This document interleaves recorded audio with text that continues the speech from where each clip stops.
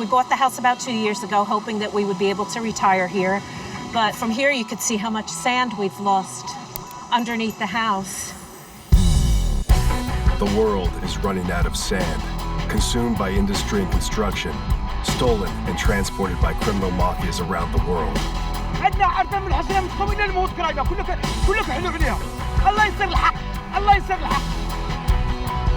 Washed away by rising sea levels. We have been in the middle of the Indian Ocean for the last 5,000 years. We can't just die. Lost to human greed and stupidity. When we lose that sand, that means we lose our life.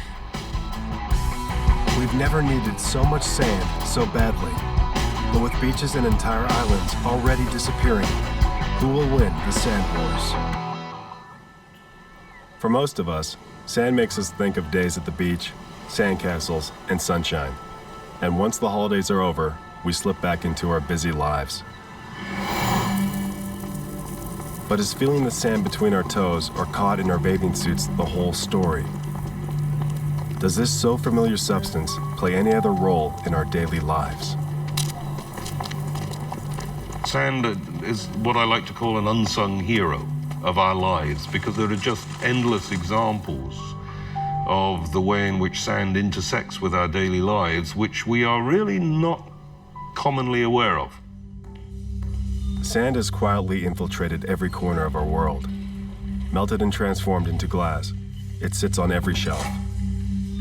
It's also the source of silicon dioxide, a mineral found in our wines, cleaning products, detergents, paper, dehydrated foods, hairspray, toothpaste, cosmetics, and an astounding variety of other products we use every day. But it's also a source of strategic minerals such as silica, thorium, titanium, uranium. Think about your computers, your electronics. No electronic chips can be manufactured if you do not have high-quality sand. The minerals extracted from sand are at the core of our hyper-connected society. They form a basic material for microchips, without which our computers, credit cards, bank machines, cell phones, and many other devices would not exist. Sand even helps us fly. In our airplanes, the plastics, lightweight alloys of the fuselage and jet engines, even the paint and tires are all made with sand. It's almost become like air, the air we breathe. We don't think too much about it, but you can't live without it. And the industry with the biggest appetite for sand? Construction. For the last 150 years, sand, mixed with cement to form concrete, has shaped the contours of our increasingly urbanized world. Because of its low cost, strength, and ease of use, this gray slurry has become the dominant building material around the globe.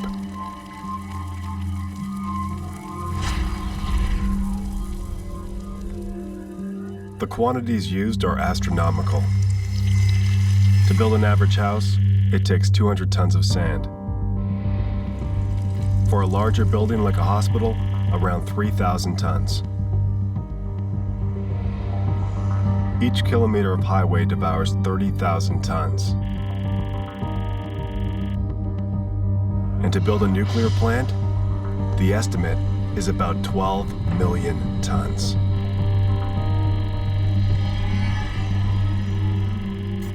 Global production of sand exceeds 15 billion tons per year. And that is a quantity that is so huge that is beyond imagination. How much is 15 billion tons per year? You don't know, because no other resource is used in such vast quantities as sand, maybe with the exception of water. So where in the world does that much sand come from? Let's just say the sandmen who work in the aggregate business have not been affected by the economic downturn.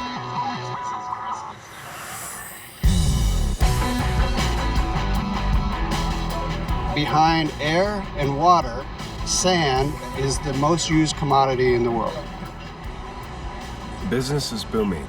But meeting this demand is not always an easy task. Sand is not something that's easily found like you might think it is. It used to be that you'd have a sand and gravel deposit, and you'd simply go and dig it up out of the ground, so you'd have sand to make your roads, bridges, and buildings out of.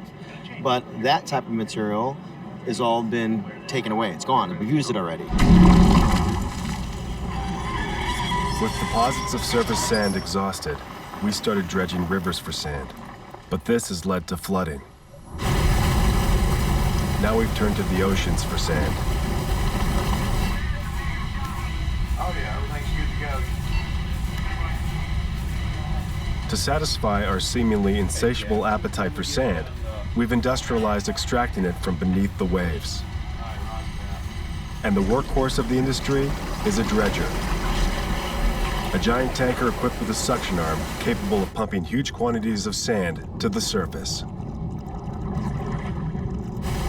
The right vessel in the right location can pump up to 400,000 cubic meters of sand to the surface every single day. Each dredger costs anywhere from $25 million to $200 million. But the sand is free. So the thousands of tankers combing the world's oceans have every incentive to suck up as much sand as possible for their increasingly hungry clients.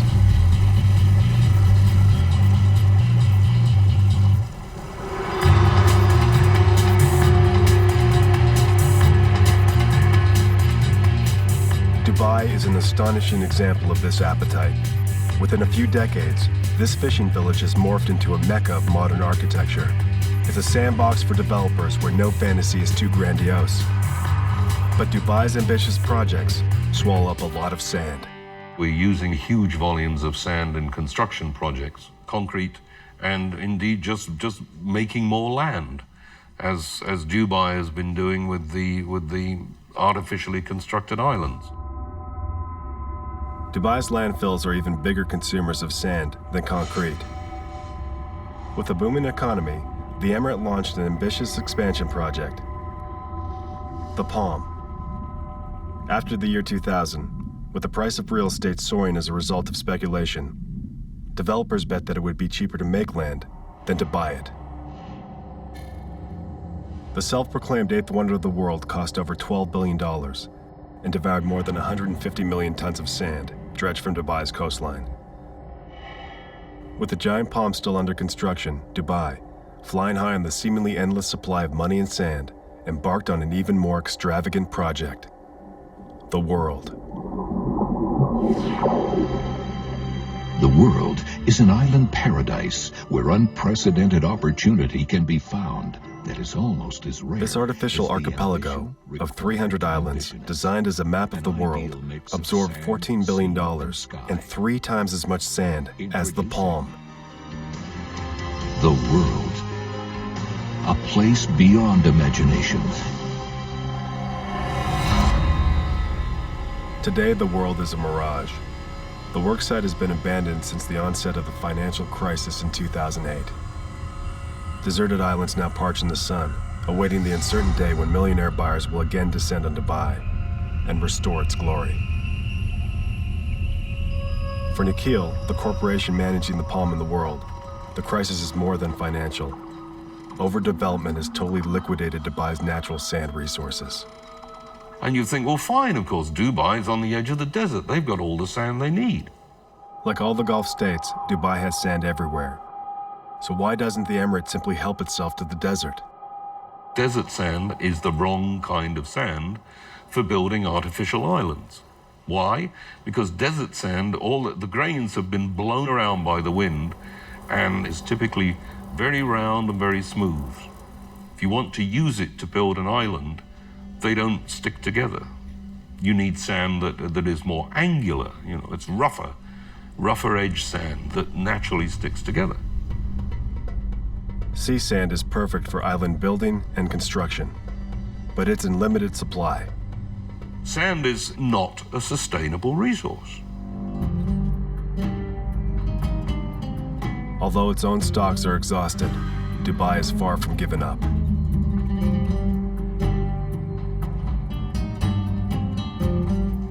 The Burj Khalifa, at At the time of construction, the world's tallest building was built with sand from half a world away. We have a saying in English which is selling sand to the Arabs, which is obviously a joke, but it seems that that's actually come true in the case of Dubai. 3,500 Australian companies export sand to the Arabian Peninsula. Their profits have tripled in 20 years, accounting for a $5 billion jackpot. And Australia is just one small part of a global trend. They're reliant on importing sand from other areas. And so what we see is this huge trade around the world of sand moving from one area to another for different purposes, such as construction, land reclamation. Singapore is another city at the heart of the sand wars.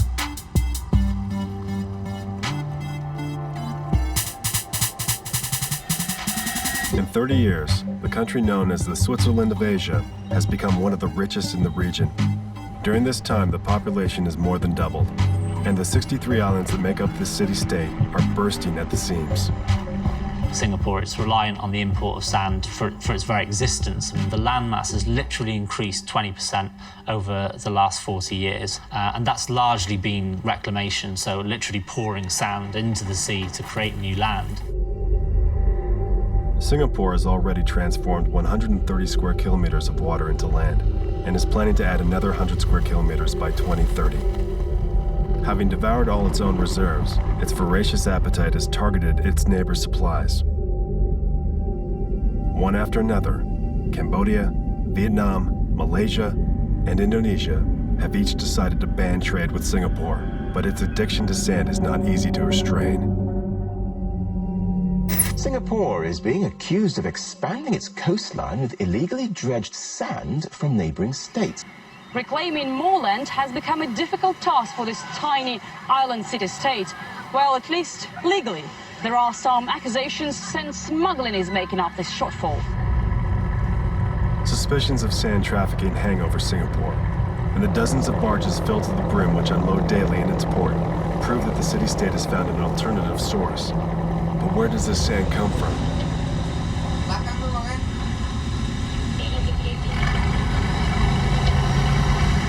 How many tons here? Gross 3,000 tons. And you come here every day? Every week? Today one trip, today one trip. Today one trip. Jar, tadi depan dulu Jar. This one is from Indonesia also? No, Cambodia. Cambodia? Cambodia, yeah. Yeah, Cambodia. Cambodia? This one transit Mena. Oh. And you Indonesia? $1. You work for Indonesian company or Singapore company? Singapore company. Thanks to local trafficking networks, Singaporean dealers with false identities working for fictional companies continue to find supplies of sand in neighboring countries. 60. But this is not a company, no? This is the address, 60 Trust Street. We thought that in this address there was investments on real estate and company. No, this is the Pilates place. Okay, thank you. Bye. They flaunt the law with the tacit support of the government, their most loyal client. He's 32. 32, yes. Because I can only find number 30. Yeah. Could it be the address is wrong? The sand trade in Singapore is hugely hypocritical. It's a massive hypocrisy as far as we're concerned. The state has billed itself as a environmental leader in the region, particularly within ASEAN. They've held global summits, but their companies who are bringing imports for their country contribute to human rights violations, environmental degradation, and damage the livelihoods of local people. The effects of underwater dredging are far from benign. Much of the ocean floor is rocky or covered with only a thin layer of sand, built up over tens or even hundreds of thousands of years. As you dredge up the sand, of course, all the animals and plants that are on the seafloor, they will all be dredged up as well. And therefore, whatever living communities are there will just be eliminated. Sand is the primary link in the underwater food chain. Remove it, and the survival of all species, from the smallest to the largest, is threatened.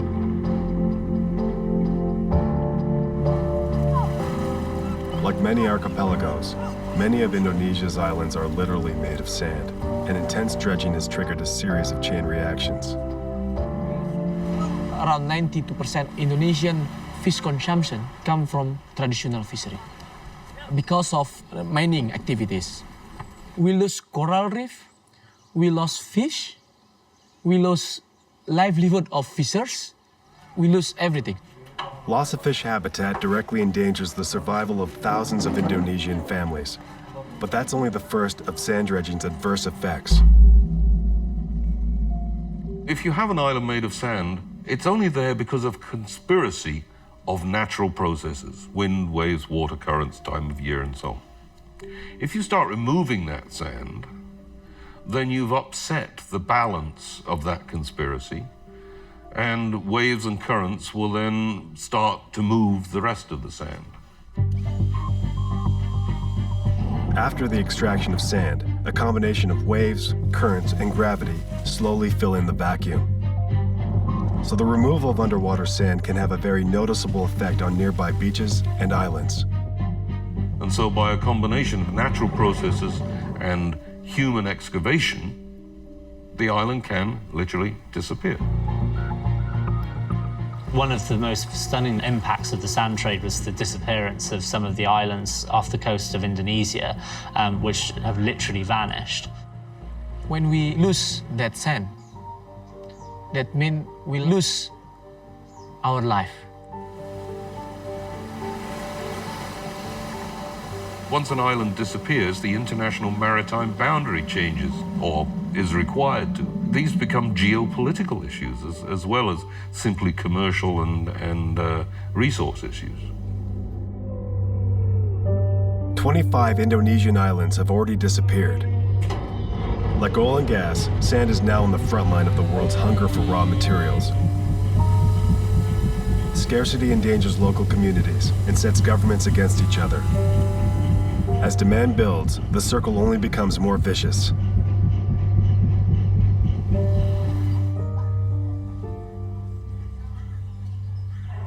Morocco's gentle climate has been welcoming tourists for years.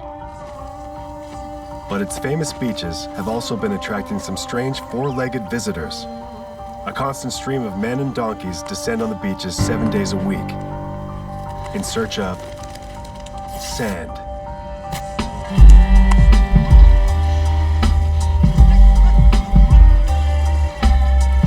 The men and their donkeys have taken so much sand that some beaches now look like the surface of the moon.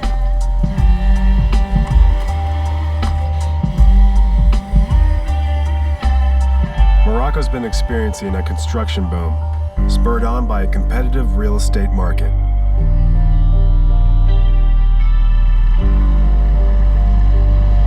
The builders are happy, but they need plenty of sand, legal and otherwise.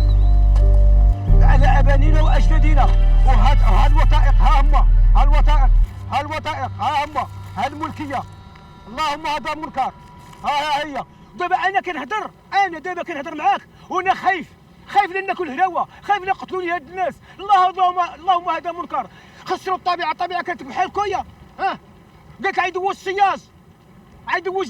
السياج وعيدوز هادي بزز منكم هادشي معقول هادشي عندنا عرضة من الحسنة من تقوم إلى الموت قريبة كلك حلو عليها الله ينصر الحق It's estimated that 40 to 45% of the sand used in construction in Morocco has been stolen, mostly from its beaches. Loaded onto trucks, the sand is sold directly to unscrupulous developers. But that's not where the problem ends.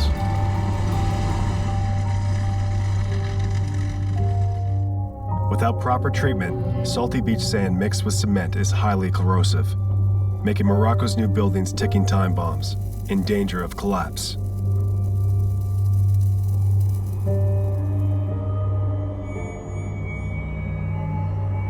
Ironically, the beaches meant to lure the tourists are being stripped bare to build hotels and condos that may turn out to be death traps.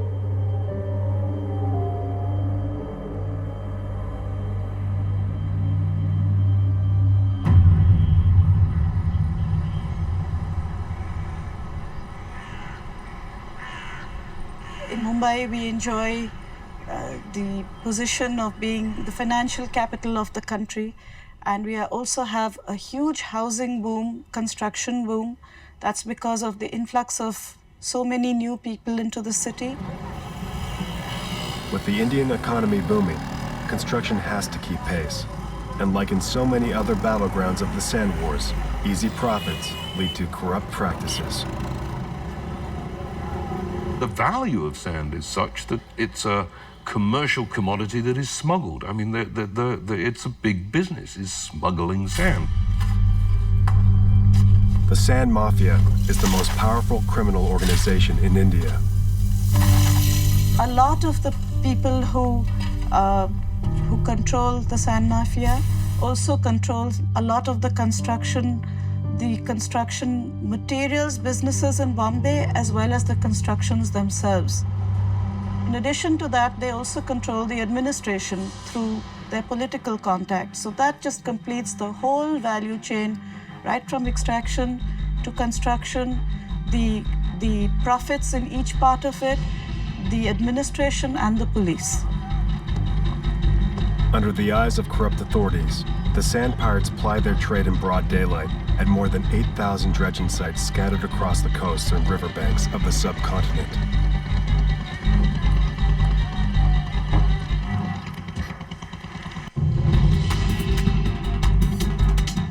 For the mafias, beaches are easy prey because the sand is literally within arm's reach. So they hit even the most popular tourist sites, the places where you expect to stretch out on a beach and worship the sun.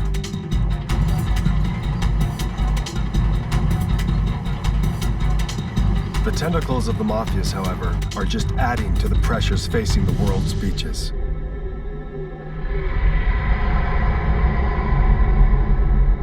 Globally, between 75 and 90% of beaches are actually undergoing some sort of retreat. And that's only going to get worse.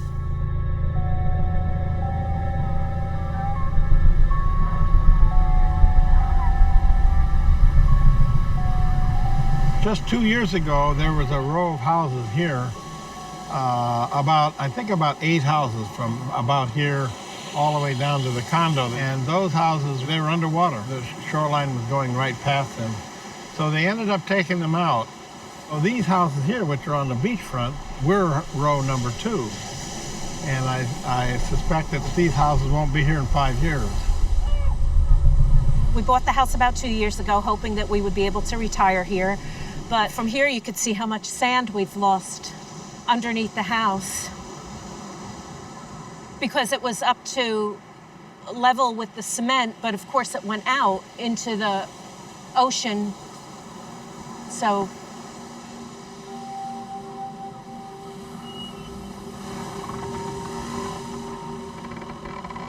the beach area was about the length of a football field, and over the last 2 years, the escarpment is up underneath the houses.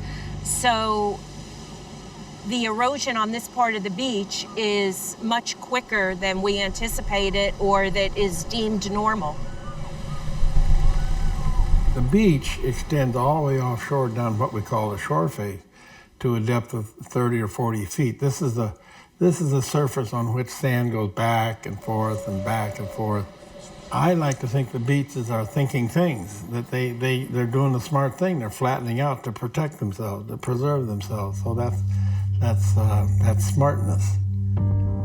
As part of the natural cycle, beaches adjust to seasonal changes. In summer, beaches grow thicker, and in winter, they recede and level off to better absorb the energy of the waves.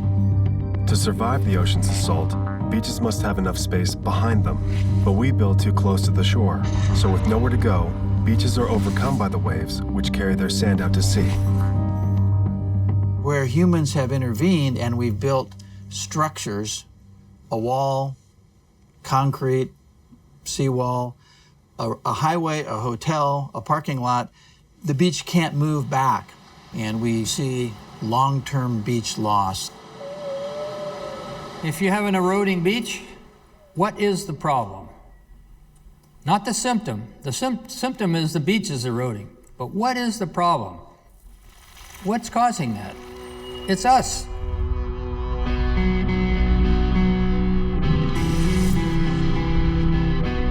we are drawn to coastlines. Today, 3/4 of the largest cities and half the world population are on the coast. As the population growth accelerates, the world's hyper-urbanized coastlines increase in density. By 2025, 3/4 of the world's inhabitants will live near the ocean, and those thin ribbons of sand which surround the continents are feeling the pressure.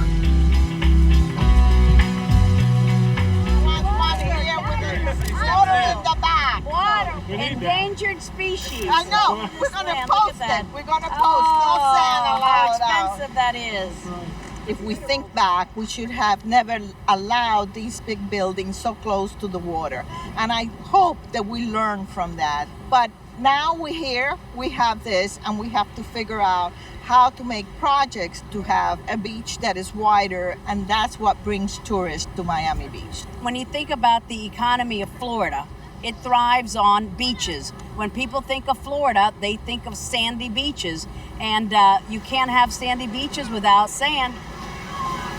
In Florida, 9 out of 10 beaches are in the process of disappearing, along with the future livelihood of all those who depend on this economic engine. We have progressively been losing a lot of sand, and it causes difficulties for us with our hotel guests and our residents because they have no place to really enjoy the beach. So obviously it's our livelihood. We depend on the beach to be able to maintain the hotel open.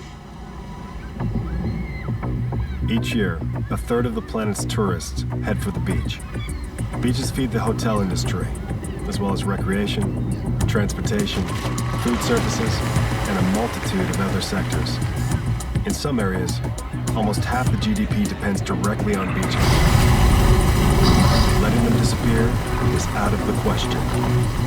So what we're trying to do is try to mitigate those problems, try to lessen the impact, and that's why we have to take these unnatural acts of pumping sand into the beaches. To keep their beaches viable, cities that can afford it invest astronomical sums in beach replenishment therapy. A dredge pumps sand from the ocean floor and pours it onto the beach. Some people see this as a solution. Others see it as a band-aid which only treats the symptom. They dredge it and put it up the beach and say, this is beach nourishment, but it's just another hole. Those big machines, that when they go take this sand, they're in killing.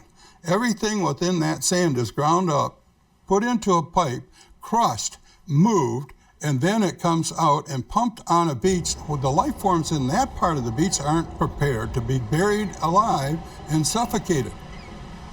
It's a killing process for the sake of dollars. Today, it's multi-billion dollars being spent just in the state alone. And guess what? They're not curing anything. Our problems are getting worse. If there's no sand there naturally, or the sand will not stay, why should it stay there? Because we took it out of a truck or a ship. And we did a project like that in California, and most of the sand, this was a $17.5 million project, most of the sand was gone within a year.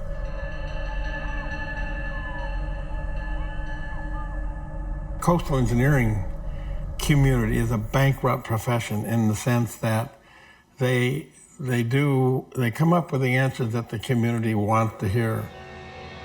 Beach replenishment is a temporary remedy. After a year or two, the sand has been washed out to sea, and the whole process must be started again from scratch. Nonetheless, this method is highly popular, to the delight of the dredging companies. It's a matter of big money, big influence, greed.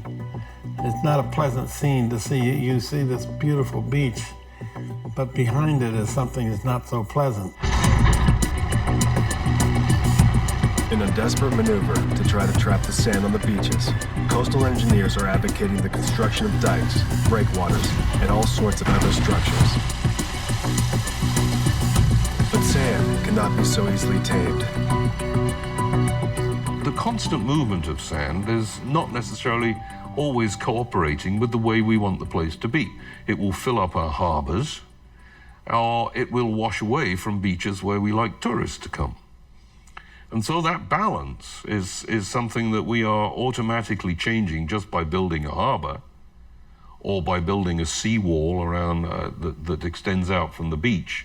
We build a wall to contain sand, to keep it on our beach. What do? We stop the sand from supplying our neighbor's beach. The tragedy is that people are just not aware. They are not aware that an action here is going to have a reaction somewhere else. So we all have to be very careful when it comes to redeveloping the coastline. We have a responsibility because we don't want these great, wonderful treasures that we want to share with our children to disappear because of greed, because of irresponsibility, and because of just not damn paying attention. All of our structures have impacts, and we cannot in the long run win. So most structures, ultimately, anything we build is going to fail. In order to avert further catastrophe, it's important to understand the source of 90% of the world's sea sand, often a long way from the beaches. Most of the natural sand in Florida came down through the Carolinas and Georgia and perhaps even Virginia. You know, a lot of the major rivers and things like that drain from the Appalachian Mountains. So, you know, geologically, that's the source of this salacious sand. For the most part, it starts in a rock somewhere that breaks down. It might be in a river from ice or snow or rainfall. And as that grain comes out of the granite or the sandstone, it gets into a small stream and then a larger river. And in a normal world, ultimately, it will work its way all the way to the shoreline. It takes thousands or even millions of years for a grain of sand to reach the sea, and it's a journey full of pitfalls.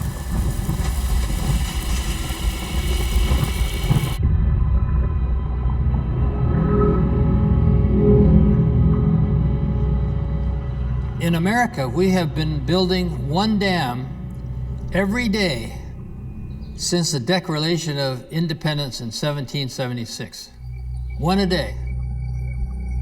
80,000 dams block the rivers of the United States. In China, where the demand for energy is exploding, dams are popping up everywhere, so that by 2020, not a single waterway will reach the sea. And in the rest of the world, there are at least 845,000 dams. And it's not only water they're holding back. So all that sand that should be at the beach is behind the dam.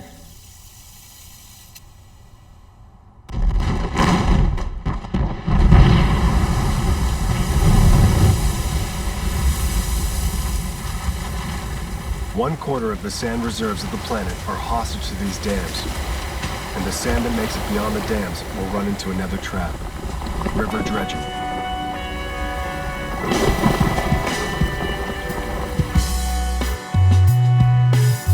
Although it's regulated in many countries, it's still a widespread practice, especially in countries where legislation is weak. The result? About 50% of the sand that should nourish the world's beaches will never reach the sea.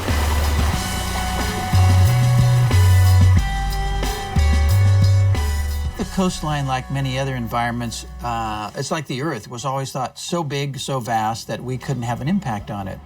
We built a dam for water or electricity, which is a good thing, but downstream there's no more sand.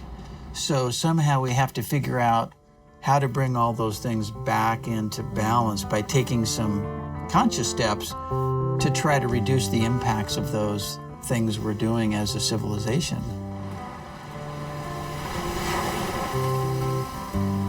Close your eyes and tell me that the sky is coming down. It's breaking at the seams.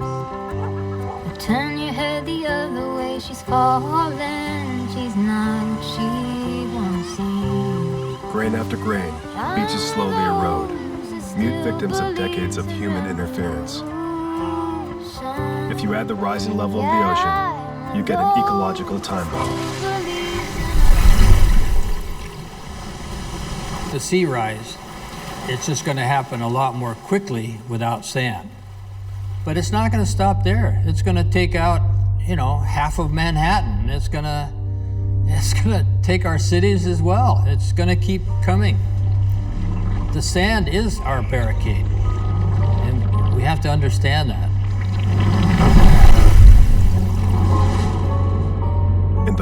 of the Indian Ocean, sand is a matter of life and death.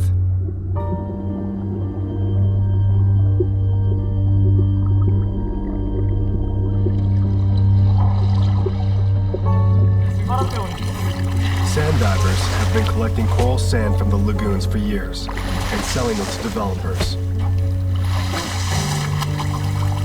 But with sea levels rising, this sand harvesting is leading to some serious problems. Sand is a very precious commodity in the Maldives because just 1 millimeter of the ocean touching you constantly every minute, every second, every day, every year is such a force. And it can easily deform or erode an island. The Maldives are eroding at an alarming rate. Residents do what they can to protect their homes, but many beaches are little more than memories. Veli nagagen raggeno moga masekken dimaveken harumenna wahagegi ekamakos mali hare tande gotum wahageki wannana jifudugada jaham vejjekam wanyam mitanu veli nagagen nuni harumenna kanne imara kureveka aslo hagegatu ga wahageki veli negumakunne ekanya kunnu mekanta waneki bodan aslo girage medane ekamuga aladum kurevege mihungi. Several hundred islands have already been evacuated. And today the refugees crowd onto larger and better protected islands, such as Malé, the capital. Already overcrowded, new houses are being crammed together. But in another bitter irony of the sand wars, new construction requires ever more sand. We have been in the middle of the Indian Ocean for the last 5,000 years. We have a written history that goes back 2,000 years. We can't just die. Far from the Maldives' beautiful, threatened beaches, greed and speculation drive the global markets for sand and show no signs of slowing down. The prices of houses are completely unaffordable already to most people. A lot of the buildings and flats are held on speculation for investment. Some estimates say that more than 50% of the flats in Bombay are actually vacant, being held by builders for investment purposes. Prices shoot up, the common man's unable to afford houses. So while you continue to keep building because of development, it's not really going to people who really need it because the population in slums is growing exponentially.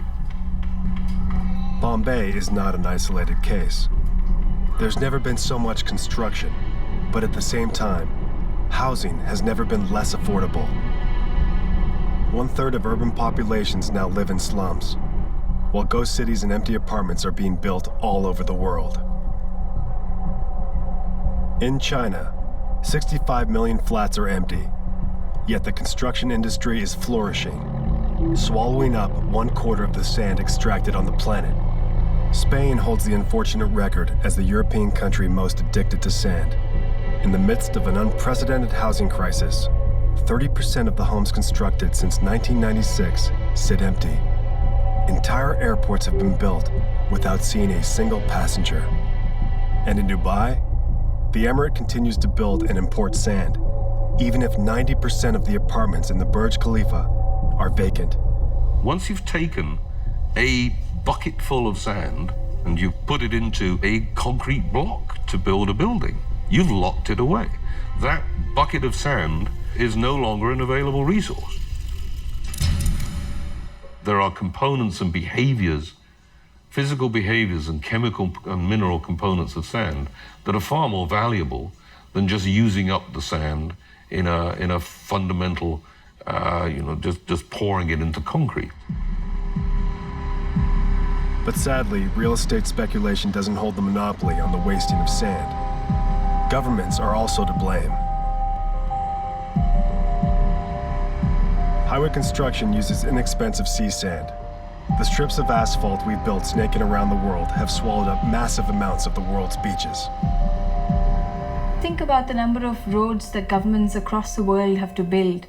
It's the public sector who are the largest consumers of sand. Have the sand wars even registered on our political leaders' radars? access to energy in the developing world, on deforestation, on climate change, on the reform of the agricultural common policy, on the common fisheries policy, on land grab, on natural resources, and on access to water. Without coherence... Very often you find that you need a problem to get a lot worse before it's going to get on the agenda. We talk about water because we know there's a major problem with that right now in Europe. And we have had the debate on that. We've had the policy. We're implementing a policy. On soil, we're still having the debate. On sands, we're not having the debate. It's very, very crucial that politicians, scientists, engineers come together and find alternatives for the most, for the use where it's used most, which is construction. Can we continue to build and at the same time free ourselves from this dependence on sand? Are other materials capable of replacing concrete? From the straw that's burned after the crop is done, you could build straw bale houses, which use no cement, except maybe the slab on the floor. And they're earthquake proof. Those houses are perfectly insulated, and they're fireproof. You don't have to build concrete buildings. You see this building right here? This building was built with 95% recycled materials. All the steel is recycled. It's made from Japanese cars, you know? It's all recycled steel.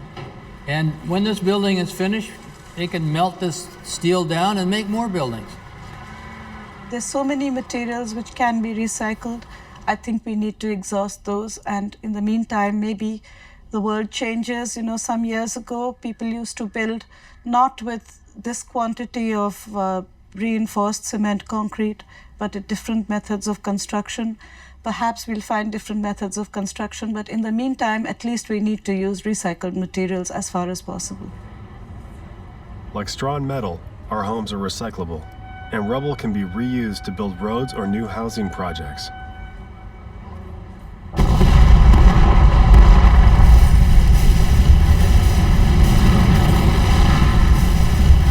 But these solutions must face our usual inertia and relentless lobbying by the construction industry. Construction companies are equipped for and know how to work with concrete, so radically changing our construction practices is an uphill battle. What if there was another granular material that might substitute for sand? There's one very interesting beach north of San Francisco called Glass Beach, and it turns out that for years the city dumped all of their trash onto the beach. The glass got broken up by the waves and got rounded, and today this is this wonderful, sparkly, shiny, sort of a magical beach. It started out as a garbage dump. What nature has done at Glass Beach has inspired people to attempt a similar trick thousands of kilometers away in Florida. You can turn a liability, which is something that has to be disposed of and takes landfill space or something like that, into an asset, then you've killed two birds with one stone. I think everybody realized that glass is made out of sand, and if people started scratching their heads and say, well, maybe that's a good use of it to return it to sand. Glass bottles and packaging are everywhere. They are usually collected and recycled into new containers. But when it's crushed into fine pieces, that glass can be just like sand. It's got all of the physical characteristics. It's as uncontaminated and pure as regular beach sand. It not only looks like sand, but it behaves exactly like sand, so it is sand. I mean, there's no reason to expect a difference. Sand from recycled glass is one promising alternative for the beaches of Florida and elsewhere. On the beaches where it has been tested, even the sea turtles have adopted it as a place to lay their eggs. As much as 1/4 of the glass that we throw away is not recycled and ends up in the dump. Crushed, it could be a perfect component in the making of concrete. But compared to natural sand, this sand is still too expensive. When sand begins to cost higher, maybe other sources can compete with it. Other alternatives can compete with it. Right now, there is no competition. You cannot compete with something that is already at rock bottom pricing. As sand alternatives and new construction methods struggle to gain legitimacy, the sand gold rush is gaining speed and more battlefronts are appearing. On the coast of Brittany, hundreds of families survive by traditional fishing. But today, the fishermen are angry. A multinational with a thirst for sand plans to exploit the ocean floor, destroying their livelihoods.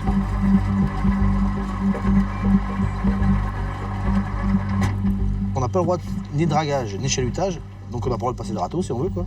Et là, à ce moment-là, eux ils viendraient au bulldozer, quoi. Grosso modo, c'est ça, quoi. Alors, de quel droit on peut faire ça, quoi? De quel droit? Là, c'est une société qui va enlever du sable pour faire des gros bénéfices. Ça, bon, si c'est pas impactant sur notre boulot ou l'environnement, pourquoi pas? Moi, qu'ils fassent du bénéfice, c'est très bien. Mais là, ça gêne tout le monde. On n'en veut pas. Companies have come to Brussels complaining about the Natura 2000 rules, saying we can't, under those rules, get to the things we need. So what they try to demonstrate is that by doing it, by taking out sand from the Natura area, there is no impact. On parle d'une énorme dune sous-marine sur laquelle on travaille en fait régulièrement, puisque c'est là qu'on trouve à coup sûr du poisson, voilà. Même s'il fait mauvais. Ce qui nous permet de dire que c'est vraiment un habitat, bien sûr, mais un endroit refuge. C'est précisément cette dune qui veulent nous prendre. Il faut pas faire des choses comme ça.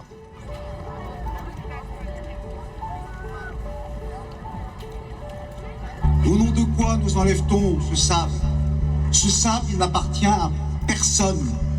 Nous l'avons reçu en partage de ceux qui nous ont précédés et nous devons le rendre à ceux qui vont nous suivre.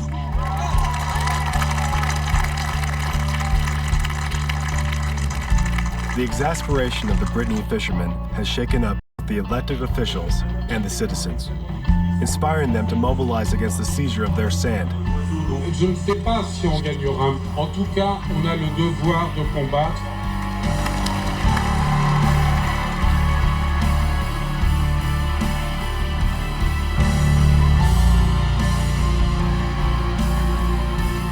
Perhaps grassroots movements such as this will mobilize other groups around the world to stop the sand wars.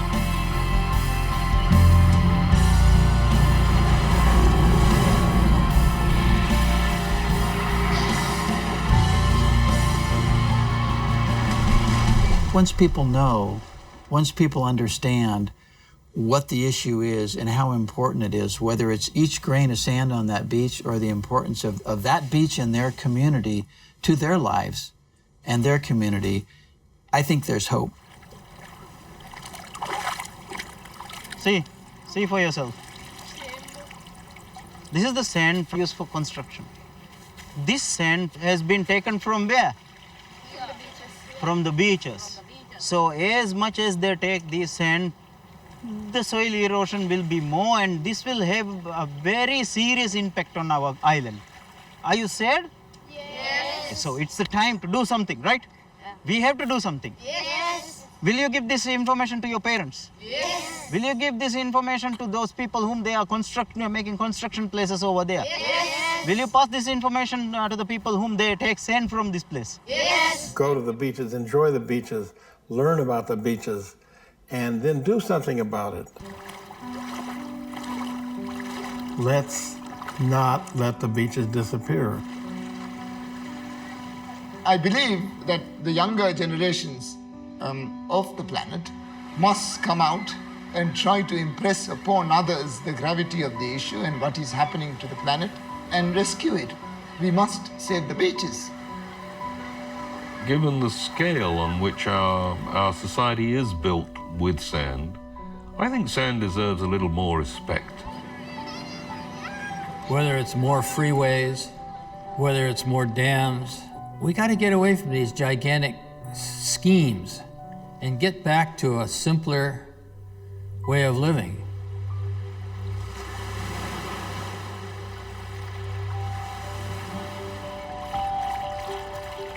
There have been tremendous environmental victories, but the beach itself, it's been left to fight for itself. Maybe it needs us to fight for it. The fate of the world's beaches is not cast in concrete. Perhaps the day will come when we'll see sand with fresh eyes, conscious of how every grain plays a role in the health of our planet and in our lives. Then by working with nature instead of against her, we can win the sand wars for the good of us all.